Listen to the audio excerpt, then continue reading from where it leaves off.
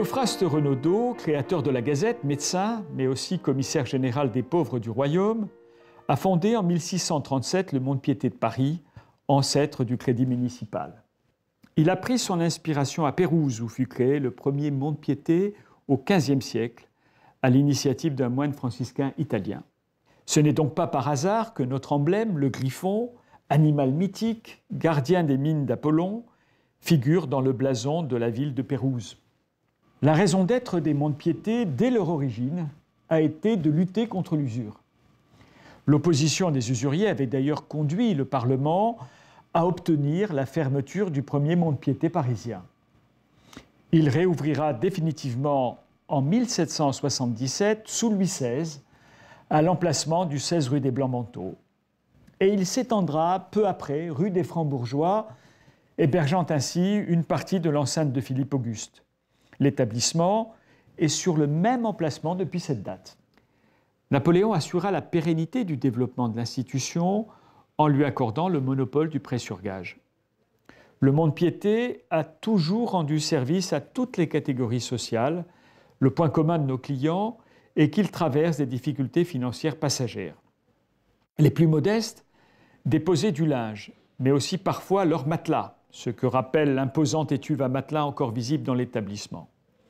Les clients plus aisés nous confiaient comme aujourd'hui des objets de valeur, bijoux, argenterie, tableaux. Parmi les nombreux clients célèbres, on trouve Victor Hugo, Joséphine de Beauharnais, la comtesse de Castiglione, Claude Monet. Et c'est à un client très dépensier, le prince de Joinville, fils du roi Louis-Philippe, que l'on doit l'appellation « ma tante ». Car il avait répondu à sa mère, la reine, qui s'étonnait de ne plus voir la montre à gousset qu'elle lui avait offerte, qu'il l'avait oubliée chez sa tante. Notre autre sobriquet, le clou, est dû au fait que les objets déposés étaient suspendus à des clous avant d'être rangés dans les magasins. L'institution a toujours inspiré les artistes qui l'ont caricaturée, peinte, chantée. Elle a aussi été évoquée par Victor Hugo, Émile Zola, Théophile Gautier, jusqu'à Michel Houellebecq et bien d'autres.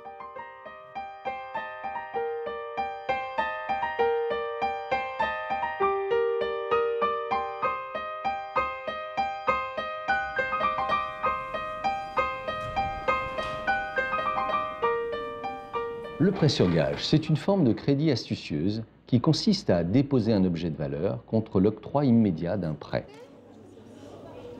D'accord. Donc vous déposez 1, 2, 3, 4 bracelets et une alliance. Merci. Et votre justificatif de domicile. Merci beaucoup. Sachant que l'objet en question est estimé par un commissaire-priseur et le montant du prêt accordé correspondra à 50, voire à 70% de la valeur du bien sur le marché des ventes aux enchères publiques. Un point positif qui est à noter, c'est que 9 personnes sur 10 récupèrent son objet à l'issue de l'échéance du contrat. Pour mettre en place ce prêt sur gage, nous nous appuyons sur une équipe parfaitement rodée, je dirais, à l'écoute client, habituée à être confrontée aux difficultés, à l'expression de besoins particuliers et qui est en capacité de répondre donc par l'octroi de prêts adaptés. On peut déposer au prêt sur gage un catalogue impressionnant d'objets, au premier rang duquel figurent les bijoux, l'argenterie, les sculptures, les tableaux, les fourrures, les timbres, les livres. Mais le Crédit municipal a à cœur de s'adapter en permanence aux besoins de sa clientèle, raison pour laquelle récemment nous avons été amenés à accepter de nouveaux objets comme les bouteilles de vin, de grands crus particulièrement, mais aussi les vêtements vintage, les photos d'art, pour coller de plus en plus à l'évolution et la réalité des besoins de nos clients. Nous avons passé du reste le cap des 1 million d'objets stockés au sein des magasins. Les objets qui ne sont pas récupérés à l'échéance des contrats sont vendus aux enchères publiques dans l'hôtel des ventes du Crédit municipal de Paris, qui organise en moyenne entre 2 et 3 ventes hebdomadaires. 900, 1000, 1200, 1200, 1300, 1400, 500, 1600. Ah, j'ai 1300, madame. 1004, 1005. Pas de ce côté-là. La différence existant entre le prix de vente de l'objet et le prêt qui a été consenti est intégralement reversée au propriétaire de l'objet. Le crédit municipal a depuis son origine fondamentalement une vocation sociale. Mais nous nous adaptons constamment à l'évolution des besoins de notre clientèle, car il nous faut vivre avec notre temps. Aussi, à côté de notre cœur de métier constitué par le prêt sur gage, nous développons pour le public qui n'a pas d'objet à gager, d'une part, le rachat de crédit et quelques services bancaires spécialisés, d'autre part, le microcrédit personnel pour ceux qui ne sont pas particulièrement endettés, mais dont la situation fragile leur interdit l'accès au crédit bancaire classique. La Banque du Crédit Municipal de Paris, fondée sur une approche socialement responsable, vient compléter la gamme de services proposés par l'institution et s'adresse à tous ceux qui ont besoin de conseils dans la gestion de leur budget.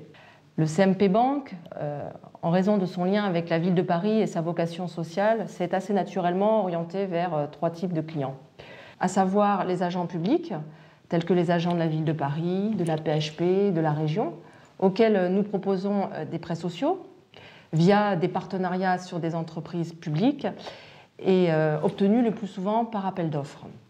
Il y a les personnes qui ont accumulé des crédits et des dettes, entre autres des revolving, qui veulent s'en sortir et qui souhaitent éviter la commission de surendettement.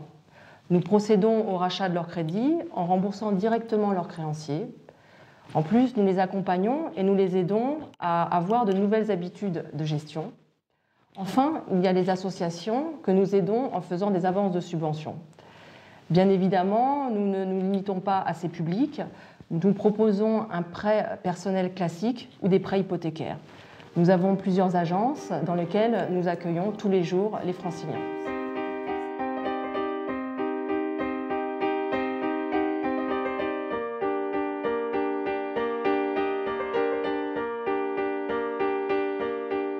Donc, le microcrédit personnel, c'est un dispositif qui a été lancé en 2008 pour les habitants d'Île-de-France.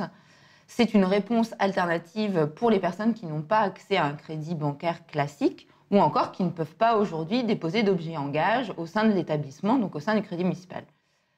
C'est un petit prêt, comme son nom l'indique, pour un montant moyen de 2 200 € sur une durée moyenne de 30 mois.